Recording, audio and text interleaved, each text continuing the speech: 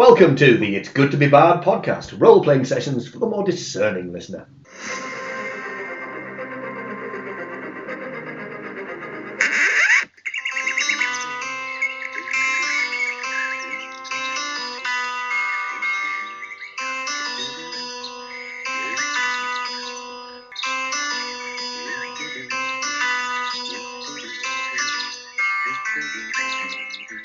Hello and welcome to the It's Good to Be Bard podcast. We're 1 year old this week, and we thought we would give you a series of clips, outtakes, views and commentary on our first year producing podcasts. An online autopsy of our first year. We're shit.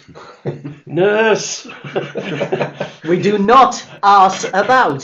So, for new listeners, who are It's Good to Be Bard? We're a bunch of old-time role-players where the youngest member has already been around for 4 decades. We look to play any game we can think of, but our sessions tend to be extra rude, extra silly, and on occasion we even role-play a little. We're happy to play games that are almost as old as we are, or even like Cohors Cthulhu, which is in the process of being issued as we record on the 26th of May 2025. Before we start, it's our usual call. Subscribe, advertise, share, give us comments and likes on any of our social media. Drop us a line on YouTube as well, or perhaps an email to itsgoodtobebard@gmail.com. All these things really help the show, and we do give a shout out to our listeners. I'm Dave, and today I'm joined by 3 brave warriors of the Bard podcast, and they are Graham. What? Ollie. And another Dave. We have regular contributors of Lee, who isn't here to grunt, and Matt, who you will hear plastered all over our recordings. 1 year old. To celebrate, we put a call out to our intrepid listeners and have collated some responses for which we thank you. So, what's the format for this? I'm going to give a quick intro to every game. Then we'll discuss whether the game met with a thumbs up or a thumbs down. We'll have favourite moments from the podcast and any other comments and criticisms that we have. It's a 1 year celebration of the story so far. So we'll pass around a few beers, some birthday cake, and get cracking. The first game we issued was our poorest recording. Laptop in the centre of the table for this one. Point of order, there seems to be a severe lacking in beer and birthday cake. Yeah, but this is pre-recorded. Okay. So we can't pre-record beer and, we're not actually one today, are we? No, we're doing our Christmas special in bed. Yeah.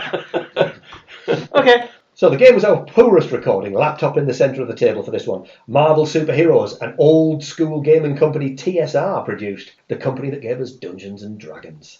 We played 2 sessions of the Marvel's basic set, and though out of print can be found on Classic Marvel Forever. We played the original scenario in Covered in Sticky Fluid and Elton John's Bowl Cut Brother, podcasts 1 and 2. Yeah. Classic. My opening gambit on that one would be Dave's face when he saw the maps laid out on the table. It's very much of its time, the adventure book, isn't it? The adventure book. I think the rule book was very much... Yeah. The Fur Factory, the Fire at the Fur Factory. Talk down to as much. Yeah, it did treat you like you were a simple 5-year-old who probably wouldn't be picking up a role-playing game. What about outtakes, you cry? Well, we didn't save a lot of outtakes for Marvel, but the rest of them will be sprinkled in amongst the rest of the podcast as we go. The whole chart idea of the Marvel game is brilliant. Yes. Because you've got that one chart and it works for everything. It's a great idea. Yeah. It's something you can pick up really quick. Call me a sucker for something. I love the maps and standees. It was obviously me messing about as the Thing. The Thing indeed. Yeah. And the gay Captain America over there. Yes. And I was Captain Marvel, and I couldn't hit a pig's ass with a shovel. Was it Captain Marvel? You were Captain It was Marvel, Captain yeah. Marvel. The extremely squeaky Spider-Man. And as always, remember... New bollocks haven't descent. Because he's Covered in sticky fluid. Because he's been 16 forever. No, he's 18 now. It's been 30 years. Unless it's expedient for him to be younger. That is true. Thoughts? Did you enjoy the game? Well, yes. Yeah. I mean, it was good laugh, wasn't it? Especially with Elton John's Bowl Cut Brother. We were, of course, asking about. We had a few sticking points with the combat rules. I still don't like the fact so they roll 100 to hit you, you roll 100 to dodge. You get hit square in the face. It hasn't hurt you the last time we played Marvel, though, because you were rolling high and all my bad guys couldn't hit a cow's ass. Yeah, but it was different. Yeah, well, that's fine. I think it's maybe because it wasn't a surprise that time round. Maybe. We did follow that up with a Christmas special around December with the Marvel game of our own, the fully improvised Whose Plot Is It Anyway? I mean, that went right to the top of the pyramid for me. It was just, I mean, it's a format I love anyway, but it was just seemed like extra insane. Extra insane with Ruby Rad. Again, the look on Dave's face when he went, "Oh, I put that one." Because he went, "Leopard print." Quality. We managed to avoid some of the really weird suggestions. Locations of the event horizon of a black hole. Yeah. That would have been tricky to get in there. The ghost of Winnie the Pooh. But definitely one of the favourite things to pull out of that was 2 different versions of Nelson Mandela's house. Yeah. Which led to my favourite bit, which was I'm GMing doing the world's greatest South African accent, as we know. Well, no, it was an accent, I'll give you that. It was an accident.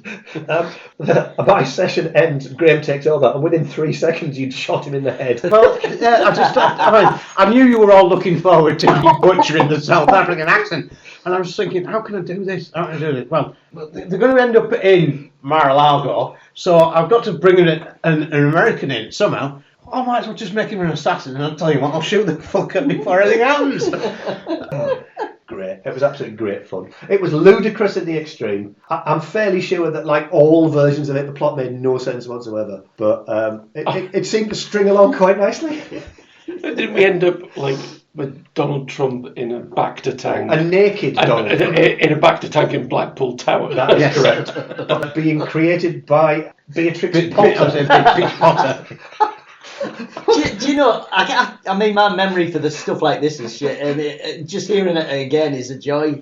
It's kind of like going like, this is what Marvel plots were like in the 80s. Hey!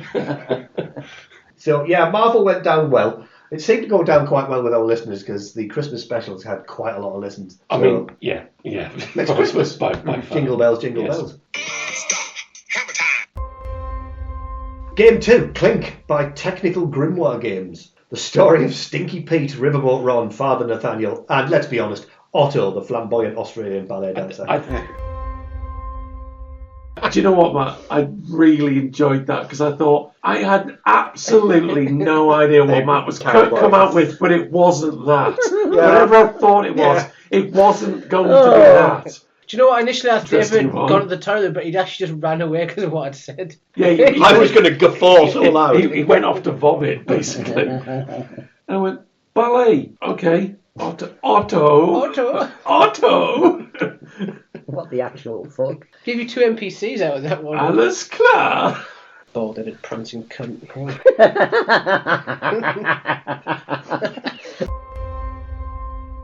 I don't know what it is, but I especially love running Western games because obviously you can do, there's cliches all over the place. There's just so much you can do with it, but it went way better than I was expecting it to. Stinky Pete is a legend in his own lunchtime. Yeah, it's just... Oh, he's drinking from the spittoon again. Well, I mean, Old Faithful wasn't so faithful. Whack a boom. I'm in morning. It's my natural mask. Yeah, that was podcast 3 and 4. Expectorate to accumulate and spits or swallows. Otto. I can't even remember. I mean, put it this way: Otto has totally removed the name of Matt's character from my head. So. Spurs is his nom de guerre. I thought Spurs was his Blades in the Dark character. Or was that not Spoons or something? I don't know. See alert there. He's playing the spoons again. Big spoon or little spoon? Well, you're always Little Spoon.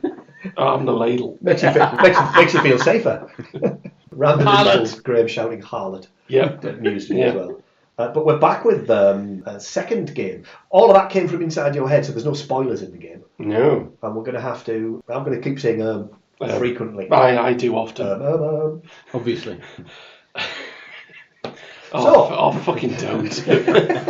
So we've got a new guy who was originally going to be called Running Bear Patel, but because I wanted to play an Indian. No massive spoilers for the... going to back away from Running Bear Patel and move on to something else. You and your one remaining tooth. Old chopper! He's got one, has he? Oh, he didn't say it was his. He's got it on a pendant round his. I use it neck. to open bean tins. Game 3. Everyone's least favourite game, Vaesen, No. by Free League Publishing. No, No, it's great. I'm joking. No, it's an interesting new way of doing Cthulhu because that's what it most resembles, I think. It's a great way to exhibit our incompetence at investigation. That is extremely fair. That is on evidence, yes. Well, I'm going to say, yeah, but you did actually get to the right place at the right time. Oh, mainly because I was crowbarring towards them gently. I mean, the fact that you didn't turn up for 2 weeks, so I sent your character to the village hall. And I kept repeating, he's gone to the village hall where all of the villagers are. They went, we'll leave him with that. And Well, yeah, he's dealing with and that. suddenly went, what? There are other people in this village. They're in the village hall. Talk to them. Well, it's because we assumed the priest was killing everyone. What do you want to talk to him for when you can shoot him in the head? That is true. One shot in the bad guy right at the denouement of the entire game. Didn't derail it in any way, shape or form, but it was funny. And Matt spending most of his time staring into the darkness of the forest kind of amused me, especially as it wound you up more. It's more the fact of it's going. Oh, I was interested in her. I went, Matt, she's still warm. Of the scenario, A Wicked Secret, and they were, it's the worst, shovel-faced bitch and a stench of fear, but does come with free Swedish accents. How can you not like Vaesen? When you say Swedish accents. Yeah, ball. Oh, Sorry. oh, yeah, I forgot as well. We also managed to set fire to everything. A standard role-playing route for you guys. At which point you all dashed out of the place, leaving me unconscious Lee in the flames. It sounds like a him problem. You went back in for him though. Once it occurred to you. Oh yeah, we forgot him. We did not arse about. Graham becomes GM for podcast 8 and 9. Indeed, yeah. With Band of Cheese and Honey and The Clay's the Thing, which was the scenario The Portal Beneath the Stars for Dungeon Crawl Classic by Goodman Games. I enjoyed that immensely. Yeah, that was good. That felt very much like really old school. Oh, You're clipping the character sheet out of the back of White Dwarf level. what's that not out of that book? No character sheets included. Still doesn't make any sense. The fact you got 4 characters each, and Dave went, I'll have a beggar. Second one, what's a character? It's a beggar. And the third character then turned out to be a mendicant. Yeah, who's a beggar? He's a beggar. That's me pigeonholed my life again. I like the fact as well, all of my characters were completely shit, but the one that was good was the one that was so thick he could barely do anything. You racing into every room at high speed. I performed the action, and then another of my characters performed the same action. Yeah, but essentially you're using all your characters as meat shields, weren't you? You really were. Yeah, it's kind of like But the that. bonus on that was we got to use him as a trap detector. Yes. By chucking him into random rooms.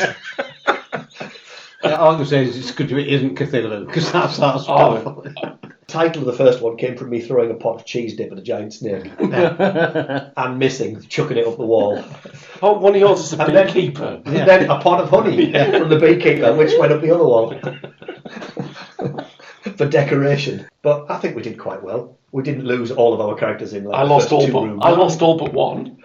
I lost one. So I did Yeah, I all think right. I lost one. And I did enjoy the fact when Matt joined us for that second session, it was basically you 3 just going, no, your characters are going first. Alright, in you go. And quick close the door behind him. We really always use his characters like that, though. He often does it to himself. I know, he volunteers himself. Exactly. So we just go quiet for a minute while we wait, and he then volunteers, and we That let him is a get on good with it. point. That is a It is good point. it is the essential equivalent of us. We all step back. Well done for volunteering. Matt's gonna do it, isn't he? Oh yeah.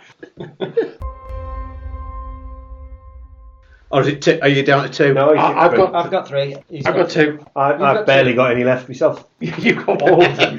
You cheated. Extremely reminiscent of starting role playing back in the early 80s. Oh yeah, definitely. Yes. Looks like the artwork in the book's good. Oh yeah, it's definitely choose your own adventure style. Yes, I enjoyed that. That was fun. And as always, remember, there's no school like that place you were educated.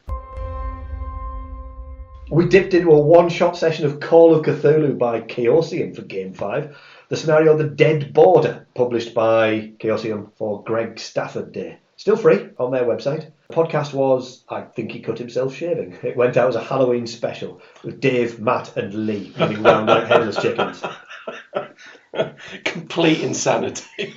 I seem to remember the dice particularly hating me in that game. I don't know. You took a shotgun and you nearly blew Matt's head off, and then you fired again and nearly took Lee out. I mean, it was interesting how you decided to do like a dance-off with the demon for like 10 rounds, because that's essentially what it was. Failed to hit, failed to hit, failed to hit, failed to hit. What's going on? Who's the mouse shit? Ooh, let me see that. That was a three-way tie, I think. At least you went for your shotgun and nearly went arse over tit down the stairs. We've got 2 more games recorded for Cthulhu. A short, bespoke scenario and a one-shot with Ollie and Lee on the stopwatch. Yeah. What about Game 6, though? Game 6 is, of course, an epic. We picked up the starter set of Pendragon by Chaosium. Favourite of ours. We've played every version that's come out so far. No, I think it's shit. Well, it took us a mighty 5 sessions to get through the starter set. That was split around our Call of Cthulhu. Podcasts 10 to 13. So the Sword in the Stone got our treatment in the Boys Giving It a Tug. Naked Man Don't Mind If I Do. Pesci or Pasquale. And Finger Guns or Finger Arrows, with podcast 20 being Strange Women Lying in Ponds. I think, to be honest, those titles just say everything you need to know about our podcast and where we go with things. Yeah. Yes. I mean, I don't remember doing that with Arthur pulling the sword from the stone last time. No. I'm sure you did. At several points we went, why can't the selfish bastard put it back in the stone overnight? Never even occurred to me before. Yeah. But it's just, you selfish bastard. Yes, if you put it back, you wouldn't have had to guard it and get attacked by Saxons. But hey, and you one-shotting a giant booberry in the very last game. Just really, A giant what? Giant booberry. You know the bird thing that we had to fight. That's not what I was thinking of there, a giant booberry. Well, you know, if I'd given you a pair of booberries, the gags would have been endless. So. That's not a pair of booberries, that's a pair of tits. And now you know the standard of gags. How about a different style of outtake? This time we do the unboxing of the Pendragon starter set. Tonight's shenanigans is the delights of this little beauty. I've never heard of it. Version 6 of Pendragon. Nice set of dice. Nice. It comes with 6d6. Surely I can't need any more than that. And a d20. Well, especially if we're playing with that time where we were all playing with emaciated people. Look at that map. Nice. I want a massive version of that. It can go on my wall. Yeah. Oh, that's... It's gorgeous, that's isn't very it? pretty, that. It's gorgeous. Absolutely beautiful. It also comes with some handouts, which has visiting a foreign court. Shitting in the fire. Shitting in the fire. Overland movement, i.e. nowhere at all. Shitting in the fire. Tournaments. Matt dies in derelibated weapon. Well, in this one, there are no jousting in these rules because it's too early. And a 8-page handout about battles. I tell like 8. That's not good. Plus some actual sheets for the battles, which give you all the encounter phases. Bits and pieces that you need. Followed by a good...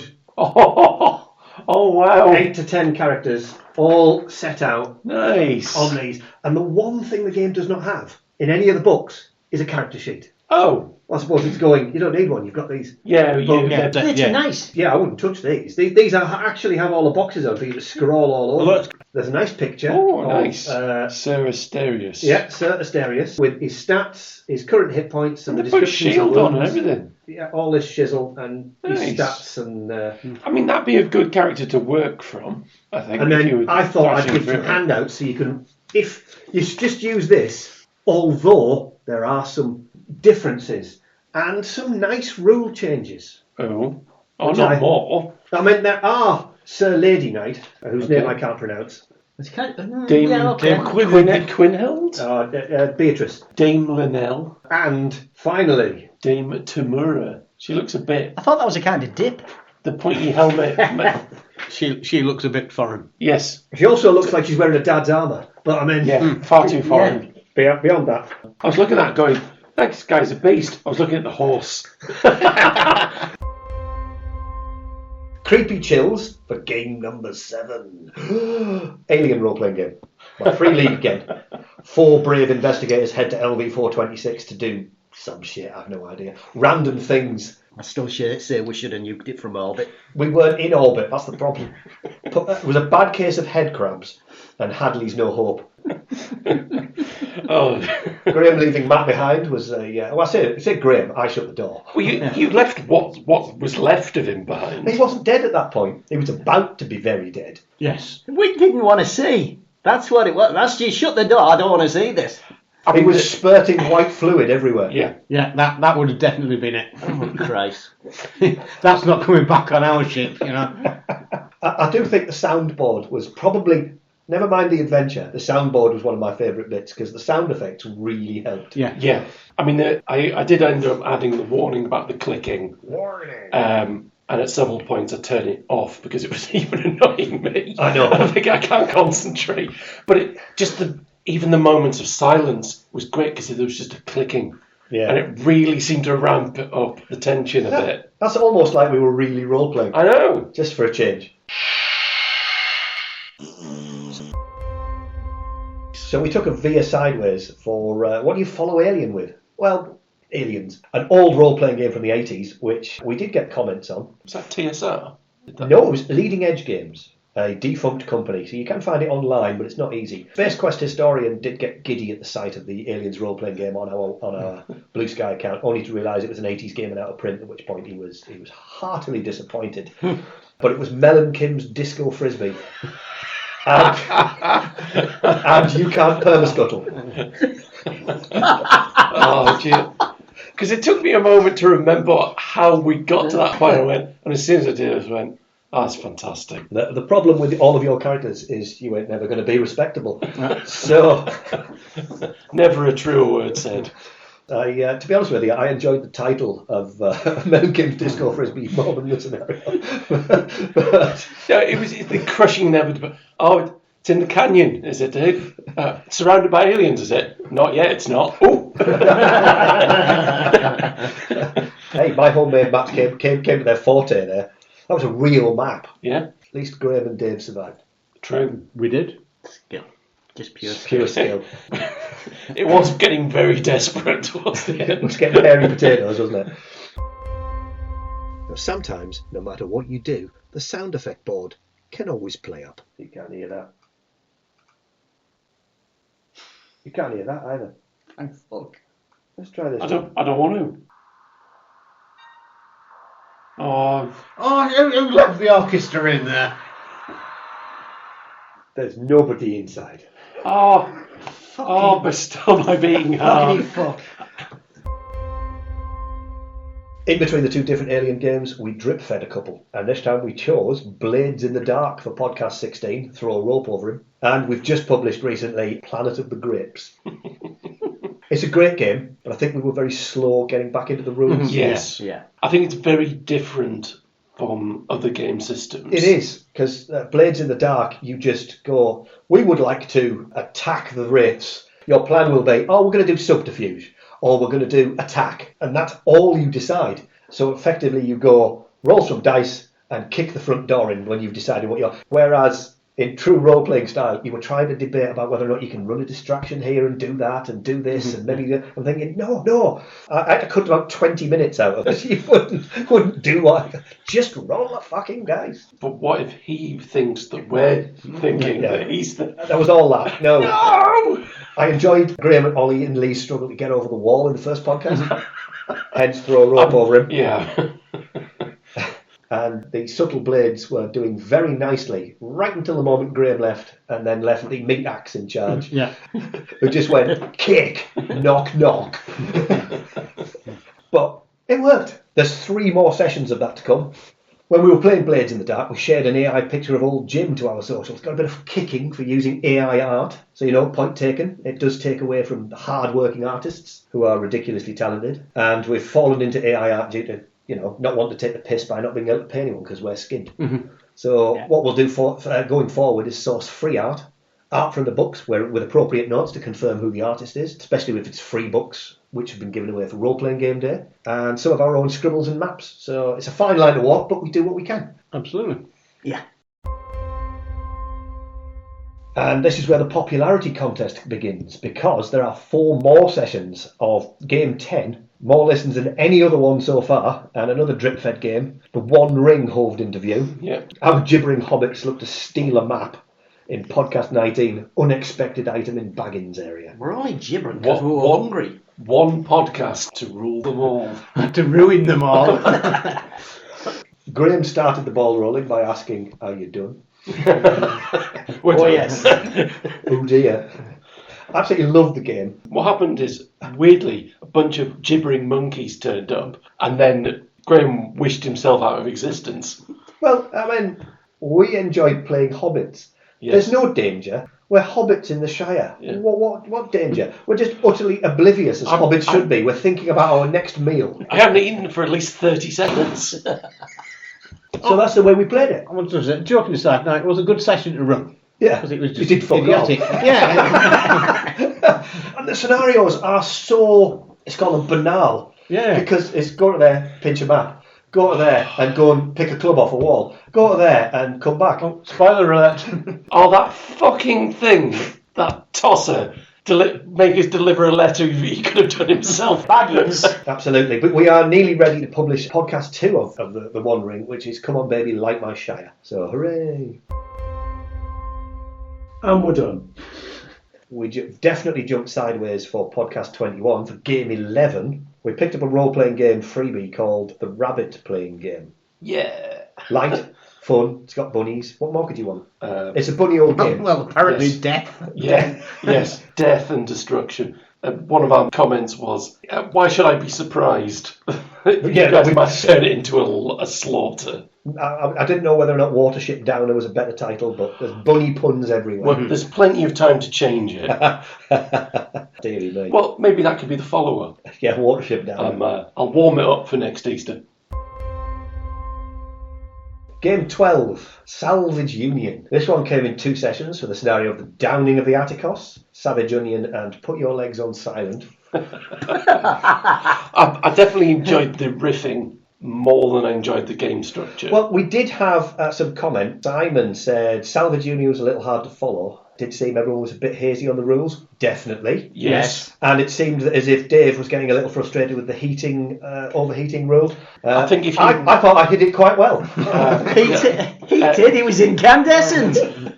Yeah, you Pinker than your mech. Yeah, you definitely would have chosen something different had you known. That's the thing. It's not knowing the rules. We rolled up characters to start with without any understanding of how the game played, which unfortunately meant we had mechs that were totally unsuitable. Yeah. Having a mech that only has 5 structure points and 4 heat capacity means it was gone if it got hit. Yeah. What I would say to advise is pre-gened characters might work better for that scenario. There's nothing wrong with the scenario, and I was starting to get into it.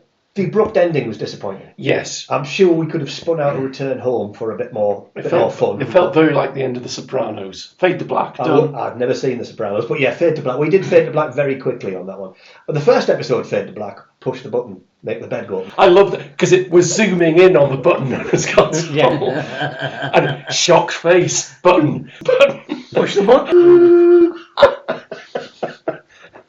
You and your Spectrum. I quite enjoyed driving my ZX Spectrum around. I mean, the game's there. The game's good. And we did get, some of the comments we've had on Blue Sky literally said, Pint of Cthulhu commented that it's an incredible game. He absolutely loves it. But it didn't come across like that for us, probably because we didn't understand the rules. Now that we've played a session... And say, I'm not saying it's a poor game. I just don't think we were quite getting into it. There's nothing to say it's a bad game. Before Spectrum has his go, somebody's guffed. Someone has dropped one. It was Mr. J. Thank God you're by the window with the breeze blowing in. That's melting my tongue. Thanks ever so. I can taste farts. I'm out too. Yeah. Okay. I just noticed. I wasn't asking for it. Oh, David. Oh, not even subtle. Hey, if you want us to roleplay here, Dave, them's the breaks. Welcome to my world. Yeah. Or Kay's world. Well, you can always phone Kay up and get it to come round. Make us a cup of tea. Oh yeah, do that. Phone her up and say, tea woman. Game 13, unlucky for some, and fittingly it's our very latest game, Cohors Cthulhu. We play tested this bad boy and played the scenario The Rude Awakening from the starter set. Gino with his silver tongue. I gave everyone a good tonguing in those two sessions. Behold the power of Tiswas. Green pies for everyone.